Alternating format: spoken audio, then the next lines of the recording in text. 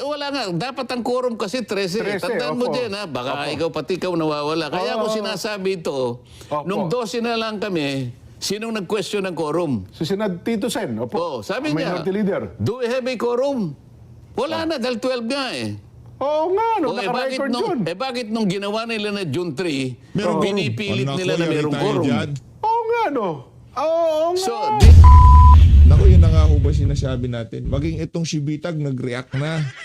Siya pinakitang kabastusan itong si Erwin Tulfo doon sa kanyang pinaka-latest na interview. Nag-issue kwelyuhan itong si dating Senate President Alan Peter Cayetano at bibit-bitin daw palabas. Papa-aresto. Ibang klase yung mga kababayan. Oo, kilala natin yung mga yung mga Tulfo, ha. Hindi naman lahat. Itong si Bitag hindi naman barumbado yan eh. Yan si Erwin at saka yan si Rapi talagang si Rapi nga, si Ranga di ba? May pagkabarumbado ho talaga. Ibang klase ho mga kababayan. Hindi na nahiya. Sasabihin mo yun. Ano ba magagawa natin kung ikaw yung di umanong dinideliveran ng maleta at ng babae nitong mga Marines na to, di ba? Wala tayong magagawa. Kung yan ang facts nila, kung yan ang na-experience nila, di ba? Hayaan natin na sambahin ng Pilipino. Ang tanong dito, kanino ho kayo naniniwala? Doon sa Marines, siya nagsabi na dinilivera niya ng maleta at dinilivera niya ng babae. Di umano, itong si Erwin Tulfo. I-comment niyo ho sa baba. Isang like at isang subscribe. Masaya na ho tayo dyan at sa mga gusto sumali sa ating community. Yung join button, nandyan lang ho sa baba. Biyernes kahapon, kaya siyempre nasa saganang mamamayan itong si Senator Dante Marcoleta. In case lang na hindi pa napanood ni Sen Dante itong kabarumbaduhan ng kanyang colleague dyan sa Senado na si Erwin Tulfo. Ito, papapanood natin kay Senator Dante Marcoleta. Wala pong Tulfo Justice. Hindi po ako naniniwala ng Tulfo Justice. Naku po. Hindi na po ako papayag na maghihiring-hiringan kayo dyan. Oh, At I will have you arrested. naku, I tapang. promise. Grabe Kahit na tapang. senador ka, kahit na sinasabi mong matanda ka na, ilang taong ka na sa Senado, Nako. try me. Try me. Magpahiring ka ng Blue Ribbon ulit. Magpahiring ka. Oh, I don't care kung dati kang Senate President, oh. dati kang Speaker of the House, I don't give up. Naku, nagmura pa, 'di ba? Yan ho si Erwin Tulfo. Diyan tayo magkakaproblema. 'Di ba? Diyan tayo magkakaproblema. Paano pagka nagpahiring yung Blue Ribbon? Pero sa bagay, meron na daw papalipatin itong si SP itong si Senate President Pro Tempore Loren Legarda diyan sa grupo nyo para ika nga maibigay na yung hilig nyo. Mapagbigyan na yung mga batang iyakin. Yung mga batang mahilig sa maleta. Mga batang maletagang. Yeah? Talagang papahuli kita. Kung hindi papahuli, kung ayaw ng usa, bibit-biting kita, kwikwilihan kita, palalayasin kita dyan sa floor na yan. Because I am the legitimate Blue Ribbon Chairman. Wala pong Tulfo Nako, barumbado Justice. talaga, Hindi po ako naniniwala ng Tulfo Justice. Naniniwala po ako na kahit sino pong lalapit sa amin sa bitag, marunong po kaming makinig. Etong si Sir Ben talagang marunong siyang iposisyon ng kanyang sarili. Imbis na pagpunta kayo kay Rapi Tulfo, si Rapi Tulfo, sira nga pagkakakitaan lang kayo niyan. Di ba? Punta kayo dito kay Sir Ben. Yan talaga legit. Di ba? Sa lahat ng Tulfo, ito dapat nanalo. Ang tanong ko, Sir Ben, kung sakaling nanalo ka, nasa ang paksyon ka kaya? Nasa paksyon ni Alan o nasa ewan ko lang ha. O bahala na kayo dyan. Saan nyo gustong pumunta? Pupunta ako kay Senator Dante Marcoleta. Sen, magandang tanghali, magandang umaga, magandang gabi. Ito yung kumbaga, ito yung ating pinuno diyan sa Senado para may sakatuparan yung hiling ng sambayan ng Pilipino. Mapagbigyan ng kagustuhan ng sambayanan. Di ba? Yun lang naman blue na blue yung tema natin. Saganang mamamayan. Meron tayong Blue Ribbon dyan. Tuloy-tuloy ho tayo sa pagkikipaglaban. Suportahan ho natin yung mga nakikipaglaban para sa atin. Para sa kapakanan ng sambayanan. At isa ho si Rodante Marcoleta dyan. Okay? Ano ho yan? Isa sa mga... Sa tingin ko, ngayong mga panahon na to, wala si dating Pangulong Rodrigo Duterte. So mga mambabatas na lang. Nag-iisa si Rodante Marcoleta. Wala akong katulad yan. Ika nga talagang kahit saan kayo umabot, ipaglalaban ho kayo niya. Palakpakan ho muna natin ang ating... Pumapalyo to Oh, yeah. Maraming salamat, Sen. Maraming salamat. Saludo. Sobrang na-appreciate namin yung ginawa nyo ni SP Cayetano. Naiintindihan ko dito sa PH Update na hindi madali yung ginawa nyo na yun. Hindi madali ho yun, mga kababayan. Kung ano man ang paningin ng taga-majority daw sila ngayon, na hiring-hiringan o kung ano man, wala sa record ng Senado, it doesn't matter. Walang problema yan. Sa Lunes, ilalagay natin sa record ng Senado. Ulitin lang naman yung sinabi. Diniliber. Okay. Pinangalanan si Loren Legarda, pinangalanan si Joel Villanueva, pinangalanan si Rapi Tulfo, pinangalanan si Tuta Soto. Hindi sila ang mastermind. Okay? Malinaw yun. Hindi sila ang mastermind. Okay? Dito tayo kay Senante. Masayang Biyernes po ng hapon sa ating lahat. Jen, kumusta ka na? Ito po, nakakaraos pa naman, Sen.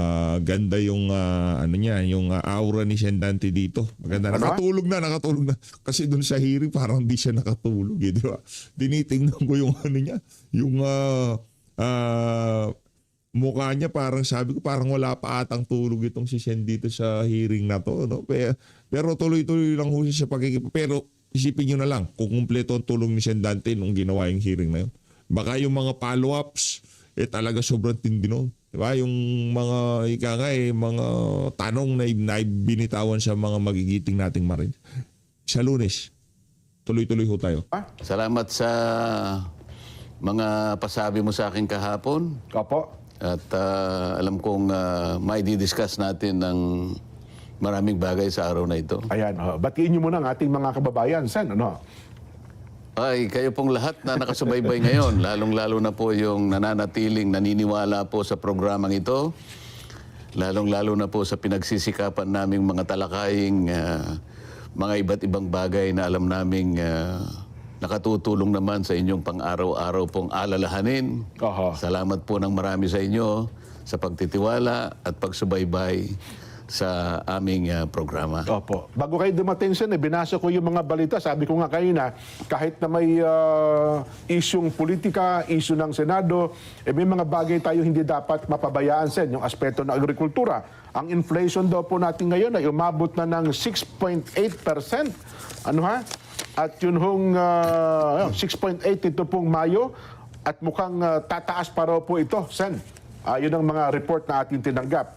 At isa pa po, habang kayo ay papasok kayo na, binabasa ko yung paghahanda naman ng ating gobyerno at ng Kongreso sa matinding epekto daw po ng El Nino natatama ngayon pong fourth quarter. Wala na ako maraming segue Kumbaga, tingnan natin yung ginagawa ng ating mga magigiting na senador para kahit paano maibsan yung paghihirap ng ating mga magsasaka dahil direktang matatamaan dyan yung ating mga magsasaka dyan sa El Nino na yan. Hayaan na ho natin si Senante sumalansan dyan. Ng taong kasalukuyan, Sen. Ayun nga, mainit na nga yung mga tunggalian namin sa Senado, Jen. Opo. Dahil sa nakaraang power grab na aking sinasabi, literally ay papainit pa ang panahon. Naku, opo. Nakakatakot yan dahil sa hindi lamang yan ay para sa pangkalusugan ng tao, lalong-lalo na sa pangkalusugan ng mga pananim natin, Jen. Opo. At ang mga aktibidad ng mga tao na kagaya natin na maaaring maapektuhan ng napakainit na panahon. Opo.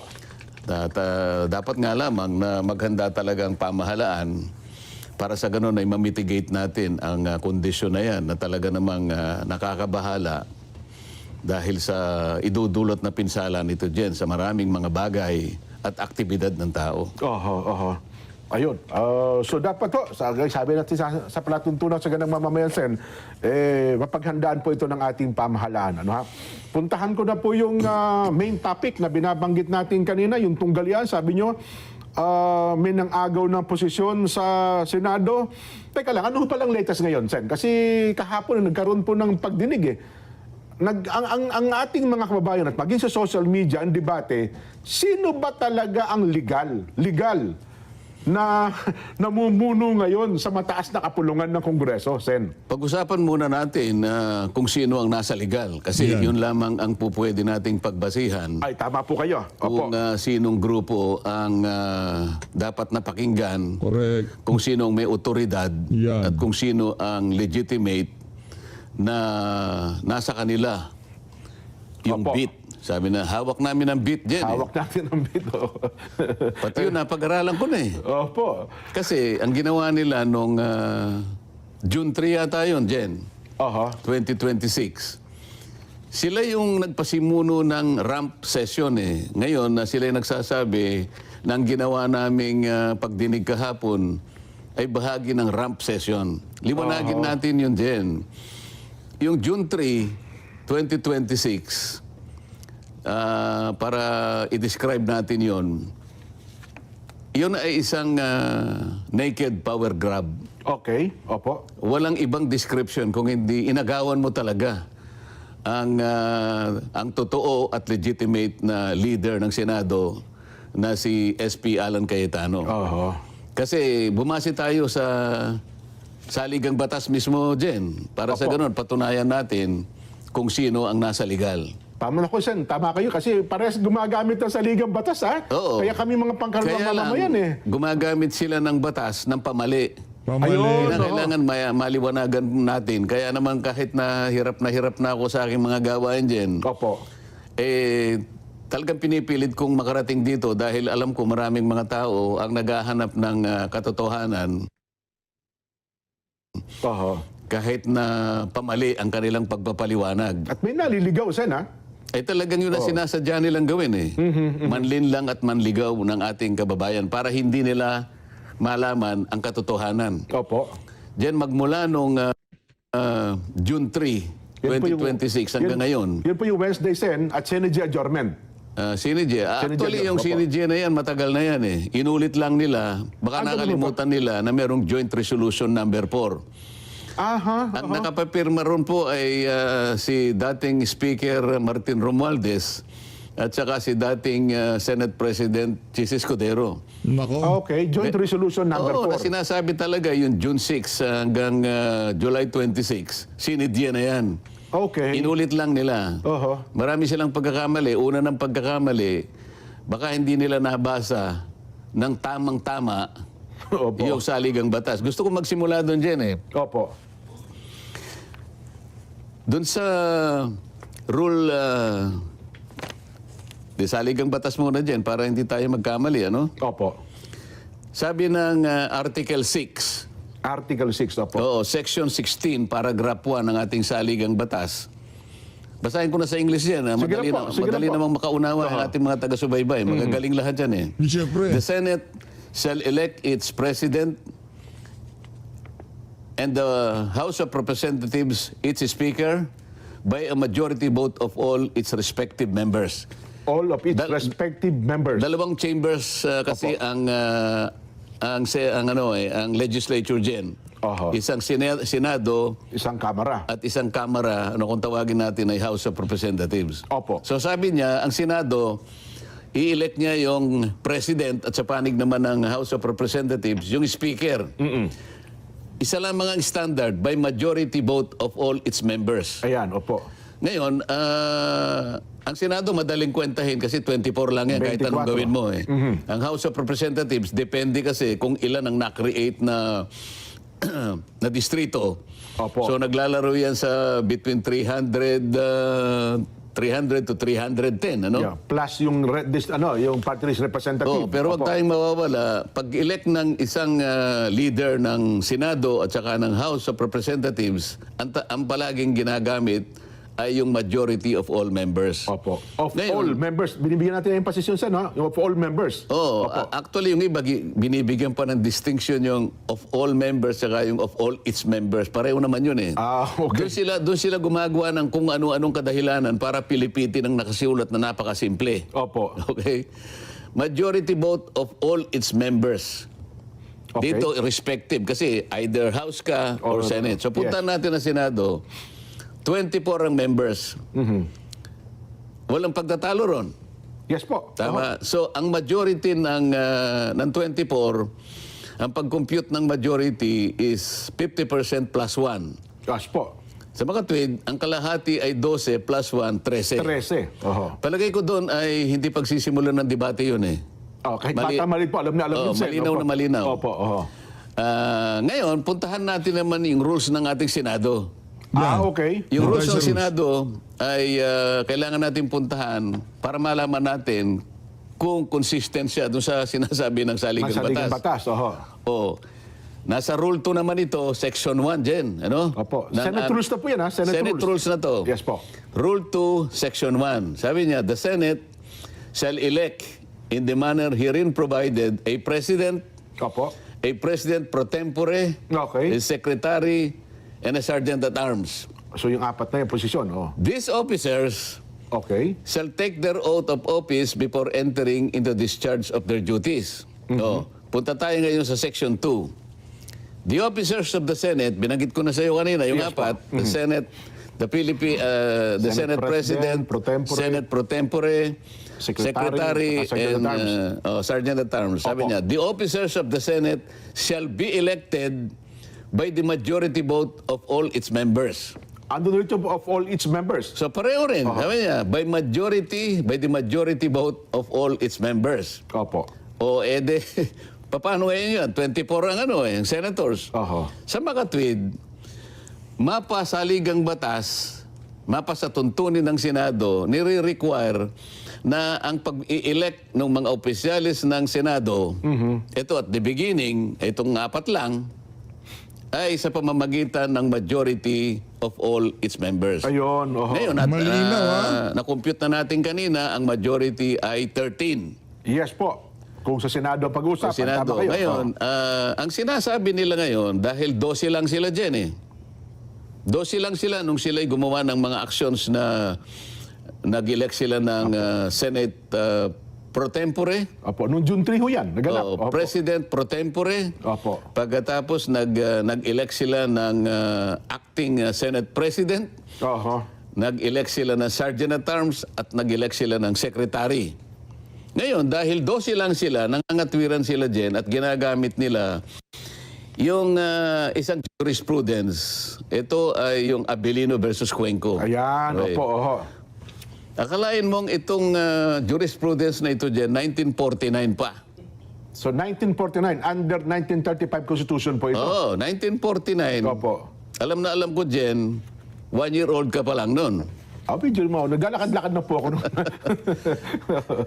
Ginamit kasi doon, Jen, na ang quorum o yung nananatiling parang majority Opo. na mag-i-establish ng quorum, 12 lang. Aha. Dahil nung panahon na Bagamat yun, noon pa yun, 24 din po, Senador. 24 pa rin. 24 din, oo. 24, 1949 hanggang ngayon, 24 pa rin. opo. Kasi sa 1935 Constitution, 1973 Constitution, hanggang 1987 Constitution, nananatiling 24 ang 24 bilang po ng ang senador senador. natin. Yes po. Ngayon, nung panahon nila, itong Abilino versus Cuenco, yung isa sa kanila ay nasa ibang bansa. Aha. Kaya, ang total na bilang na pagkukunan mo ng majority ay 23 lang. Opo. Sa mga tweed, sa 23, ang magiging quorum mo dyan ay ilan? 12. 12, pwede na. Opo, Kasi oo. 23 divided by 2, alam mo na, Opo. di ba? Oho. Sa mga tweed, tama lang, dahil sinabi ng Korte Suprema na tama yung ginawa nila dahil yung isa sa kanila ay wala sa jurisdiction ng Pilipinas. Oho. Okay? Opo. Ngayon, hindi nila ngayon, ginagamit nila ngayon yon. Oo. Sabi namin, mali yon. So bukod doon, may ginamit din sila na isang session na noon ay pinangunahan ni Senator Drilon. Opo. Noong panahon naman na sila ay nakapag-establish ng quorum na 12, 2015 nata yun, Sen, ano? 2015 yata 2015, yun. opo, oo. Pero nasa record, 4 naman na senador ang nasa ibang bansa. Aha. Sa mga okay. tweed, Oo. 24 minus 4, Jen, Opo. ilan yon? 20. O ano yung majority o ano yung quorum Oho. ng 20? 11. 11. Eh may 12, di lalong maganda. Sobra, opo. Oh. Anong ibig sabihin nun? Ginamit ni Franklin Drilon yung jurisprudence ng Abilino Cuenco. Yun ang kauna-unahang application nung kaso ng Abilino versus Cuenco. 2015, 1914. Kabisado niya yun dahil abogado siya. Yes po. Diba? Tama naman yun. Dahil ang doktrina na establish, kapag ka ang isang senador ay wala sa Pilipinas, Ayun, siya ay outside the coercive jurisdiction of the Senate. Ayun pala. Maalala mo, sa rules ng Senate yan, para lang magkaroon ng quorum, pwedeng pa-aresto yung senador para lang magka-quorum. Opo. Kaya coercive yun Pag inaresto ka, coercive yun Coercive, yes. Halimbawa, kung talagang pinipilit mo lang na talaga na Magkaroon talaga ng quorum. ayaw mo dumaloy, nandun ka naman. Oho. Pwede kang arestuhin ng Sergeant of Arms sa pamagitan ng order ng Senate President para lang magkaroon ng quorum. Nasa rules namin yun Okay, Ngayon, kung apat yung wala sa Pilipinas, paano gagawin mo? Kung nasa abroad Di ba? Opo. O, walang coercive power ang Senate para iharap sila nung panahon na yon. Oho. So, panahon ni Franklin Drilon, 4 yung absent. Pwede ba nating ipasinag yun para makita natin? Sige Sinag nga po. natin, pasinag. Direct, baka may pasinag natin. Ayan, makikita mo yung roll call dyan. Opo. Sige, paano nyo para makita natin yung mga... 2015. Sa bandang ibaba niyan, makikita natin. Merong minota kasi dyan With 12 senators present, the chair declared the presence of quorum. Yan. Ayan. Senators Angara, Binay, De La Rosa, Drilon, Ontiveros, Marcos, Pangilinan, Pimentel, etc. Okay. Next. Senator De Lima was unable to attend the session as she was under detention. Anong year ba yan? Ano bang year yan? 2015 po ba yan? Hindi, tingnan natin kung anong date. Baka hindi yan. Mamaya na natin i-discuss yan. Ang okay. gusto kong maipakita, yung una, kasi iba yung pinadala niya. Yan, yung isa muna, yung nauna. Dalawa yung binigay ko sa iyo Oho. Yung isa daw direct. Yung unang, yung una. Sige, habang ano ba ang punto doon, Sen? Habang inire-ready po doon sa ating... Kasi doon nakalagay, editor. nakalagay doon sa unang binigay ko kay Direk, Opo. na 4 talaga Ang wala sa Pilipinas. ang wala sa Pilipinas. Oho. Kaya nga, yung 12 na attendance, sapat na yun para mag-constitute ng quorum. Lagpas sa quorum. Ngayon, balikan natin yung ginawa nila noong June 3, 2026. Kamakailan lang Wednesday. yun. Last Ilang araw Wednesday lang po yan. yun. Opo, oo. Last Wednesday, di ba? Yes po. Oho. Ilan ba kami na senador dyan?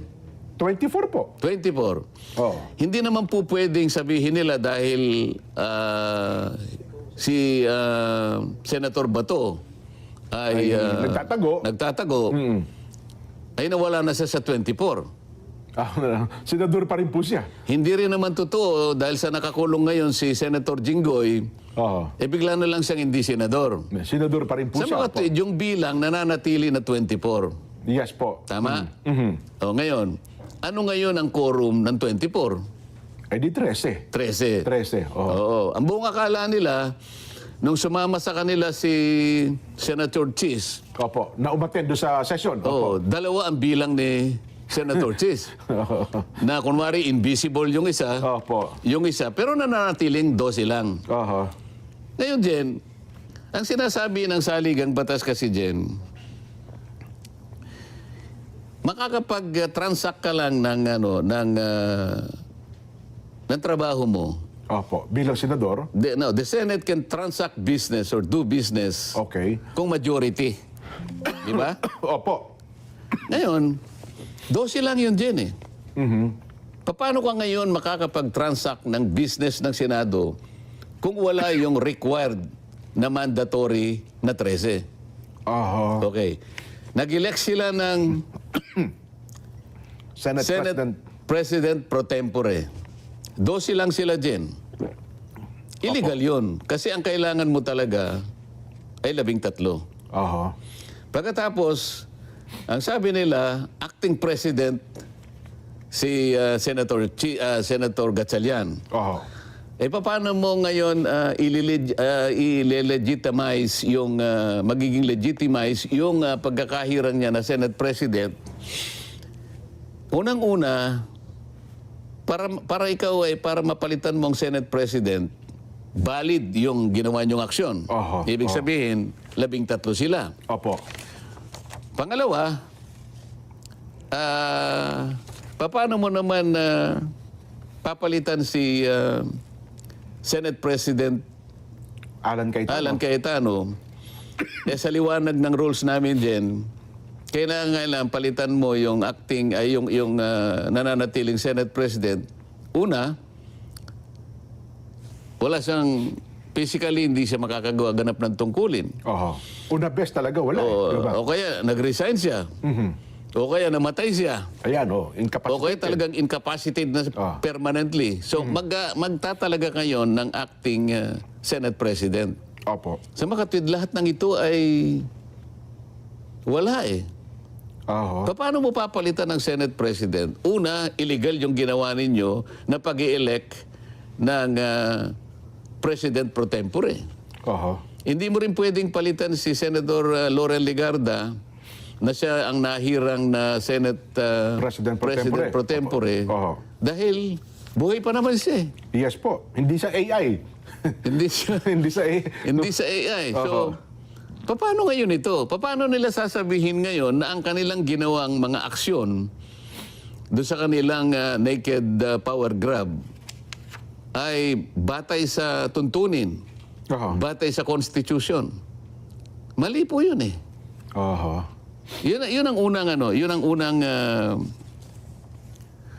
batayan kung bakit natin sinasabi lahat ng ginawa nilang aksyon, lahat ng ginawa nilang pagdidesisyon, kung ano man yon, walang basihan sa saligang batas, walang basihan sa Constitution. Oho. Ito pang isang dyan na kailangang malaman ng kababayan natin kung bakit yung 12 ay kailanman ay hindi magiging batayan ng legalidad o legitimacy ng kanilang ginawa. Opo. Halimbawa, noong May 26, 2026 Jen, yung mga members ng Bendalo, Okay. Oho. May 26 po ito. Oh. May 26, kaya tinawag ko na members ng Bendalo dahil palagi nilang binabaluktot ang mga batas eh. Oho. Ang saligang batas, kanina discuss natin, 13 kanya ang majority, 13 ang quorum. Opo. Tama? Sa tuntunin namin, 13 pa rin. Opo. Pati sa pag-i-elect ng mga opisyalis ng Senado. Pero noong May 26, 2026, yung mga miyembro ng Bendalo, nag-walk out. Yun yung walk out. Yes po. Oh. Nag-walk out sila. Noong panahon na yun, Jen, natatandaan ko, 11 kami. Oho. Kasi si Senator Bato at saka si Chis Escudero, wala. Okay. Kaya 11 kami. Si Chis Escudero, alam mo na kung bakit wala doon sa session hall. Opo. Oho. Okay. Si Chis naman, absent, wala din. So dahil 13 kami, minus 2, ilan? Di 11. 11. Opo. O kami ang 11 noon. Sila naman, 11 din. Yung nag-walk out. Oo, Opo. 11. Ngayon, dahil pinopropose ko na i-amend namin yung aming Senate rules, Opo.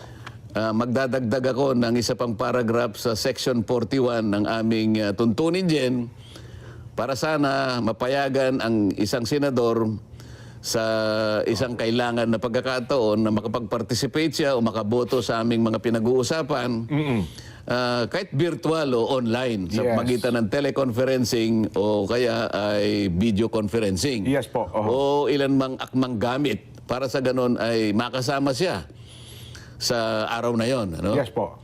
Mahigpit nilang tinututulan yon dahil ang buong akala nila yon ay para lamang kay Senator Bato o kaya kung sino pa yung susunod na makukulong. Kung sino man. Oho. Noon naman, hindi pa naman nakakulong si Senator Jinggoy. So Yes po. inaakala nilang makukulong sa amin si Jinggoy, si Senator Joel. at saka si Senator Chis dahil pare-pareho na silang may kasong plunder eh. Yes po. Pati nga ako, pinlander dyan, di ba? Oho.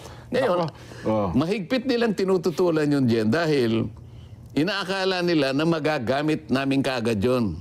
Sakali mang malagay kami sa ganung okay. kalagayan. Yun ang kanilang pananaw. Eh. So makikita mo doon, talagang hindi sila kakampi sa amin talaga. Gusto nga nilang makulong kami at hindi namin magamit yung idadagdag namin sa saligang batas sa aming tuntunin.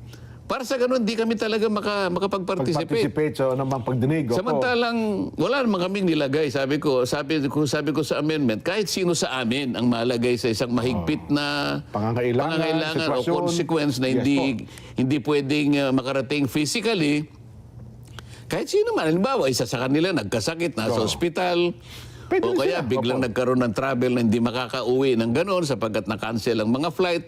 Sila naman makakagamit. No? Kaya lang, ang nakikita nila kagad, kami ang unang makakagamit nung mismong amyenda na ini-introduce ko. Yun na nga. Yun nga sinabi ng isang senador. Oh, kaya sa motion ni SP Alan, sabi niya, pwede ba nating pag-usapan ngayon? Opo. Doon nga kami nagtalo. Pag-usapan, pagdebatihan. Hindi dito kanya gusto siya komite. Sabi niya gano'n. Sa mga kapatid, mas mabuting kanyang mag-walk out na lang tayo kung hindi natin maayos ito. Nag-walk out nga yung 10. Oho. Merong natira sa kanila, di ba? Opo, yung kanilang minority leader. Oo. At kinwestiyon yung quorum. So 11 kami, plus si Senator Tito Soto, 12 kami. O, sabi niya, Warm body na nasa plenaryo ng time na yun. sabi Opo. niya, is there a quorum? Opo. Alam niya nang nawala na yung quorum dahil 12 na nga kami. Oho. Tama, Jen? Tama po. Oh. Ulitin natin kasi baka mamaya hindi masyadong naintindihan ng kababayan natin. 11 kami, 11 din sila. Opo. Kaya lang yung 10 nag-walk out. Nag-walk out. Isa na lang ang natira, so 12 na lang kami. Yes, tama kayo. Sa makatwid sa 12, walang quorum. Tama? Wala po, 50-50. Oh. Wala nga. Dapat ang quorum kasi 13. 13, Tandaan mo opo. dyan, ha? Baka Opo. pati ikaw nawawala. Kaya ako Oo. sinasabi ito, Opo. nung 12 na lang kami, sinong nag-question ng quorum? Si Senad Tito Sen. Opo. Oh, sabi Ang niya, minority leader. do we have a quorum? Wala na, dahil 12 nga eh. Oo nga, no, bakit naka-record yun. bakit nung ginawa nila na June 3, Meron pinipilit quorum. nila na Nako, merong yari tayo quorum? dyan. Oo nga, no. Oo nga. So, they Nako, napakaganda ng punto na yun ni Senator Rodante Marcoleta. Ayan, para sa mga IBP, ano na? Ano nangyari dyan? Pambihira kayo. question the same number of quorum 12 din yun. pero ginamit nila noong June 3. Hindi pa naman malayo yung May 26 eh. Sa June 3. Tsaka tanda ko yun, Sen. Halos isang linggo pa lang. Opo, tama kayo. Yan ba mahirap intindihin? Nung kami 12 na lang, tumayo ang Tito Sen, sabi niya, Kinwestiyon yung do we quorum. have a quorum? So napilitan kaming mag-adjourn dahil wala ng quorum eh. Oho. Bakit nung gumawa sila ng ganito, 12 lang sila, Noong Miyerkules, kung ano-anong kung mga ngatwiran ng ginagawa, Quezio, Abilino versus Cuenco, hindi po ninyo magagamit yun eh. oo nga, ano. So, ngayon siguro, naisip mo na dyan, ano? Oo nga, ngayon ko lang na-realize yan. O, kailangan maipaliwanag nating mabuti ito eh. Sila mismo ang kumwestiyon ng quorum dahil 12 na 12 lang kayo, kami. opo, oo. Pero pinipilit nilang may quorum kahit 12 sila pagka gusto nila. Nako, may problema tayo dyan, Sendante. May problema tayo dyan. Para doon sa mga abogado na sinasakyan to naratibo na to, pinagmumukha kayong siraulo ng mga hindi abogado sa Senado. Sorry pasensya na ho. Ano tayo ngayon eh. Sabado na Sabado. Parang, hindi kasi pagka linuloko ka na at nagpapaloko ka pa, ano tawag sa'yo no? Para kang merong diferensya sa isip. Yung merong problema sa iyong kaisipan o siraulo. Kinukuha pa doon sa malambing eh. Kaya siraulo na lang pares lang. Galing ng punto ni Sen. Pagka yung ayaw nila, wala kaming quorum. Pagka yung gusto nila, May quorum. palaging may quorum. Yan po, napakadali lang intindihin yan. Mukhang double standard nga yun sa mali Double nga yun. standard. Di ba? Oho. Ang quorum palaging 13. Tama. Mga kababayan, mangyayari lang 12 kung halimbawa yung isa sa amin nasa ibang bansa po. Nasa ibayong Tandaan dagat. po nyo, yun po yung doktrina na na-establish po sa Abilino versus Cuenco. At yan po ay ginamit panahon ni Franklin Drilon dahil 4 po yung wala, 20 na lang po yung basis po ng computation ng quorum o ng majority, kaya yung 12 po pwede na. Ayun. Pero sa panig po namin ngayon, wala pong umaalis ng bansa. 24 po kami, kaya nanatili 13 po talaga yon.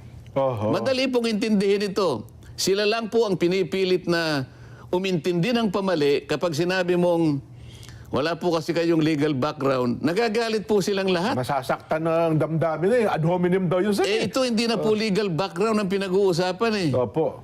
Sabi nga ni Ping, it's the rules, stupid.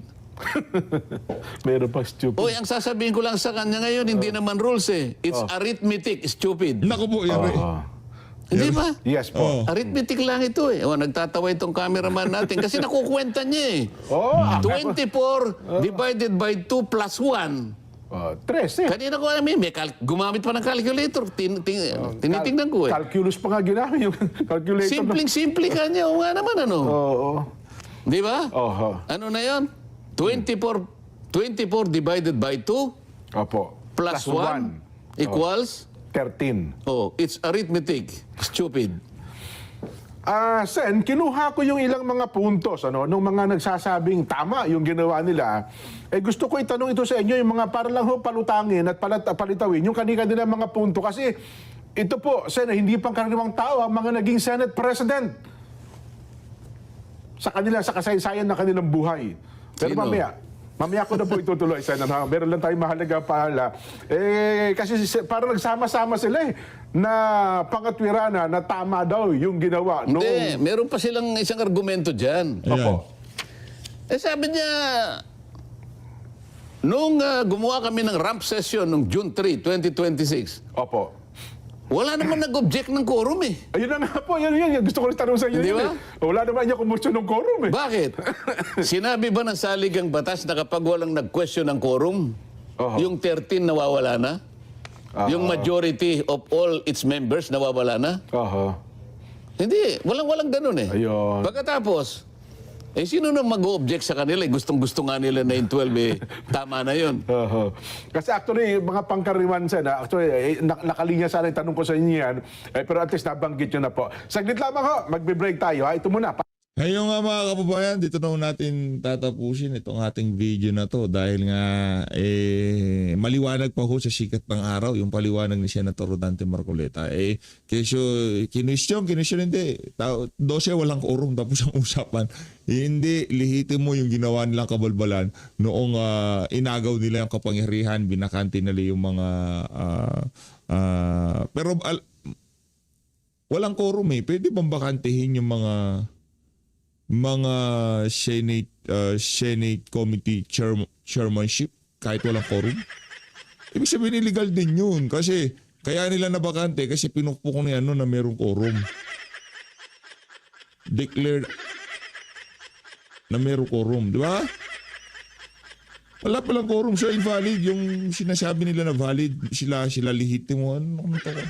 Sila ulo talaga itong mga to. Maraming salamat mga kabayan. Mag-ingat ko kay lahat. Wag ko kayo magpapabudol. Mahalin natin ang Pilipinas.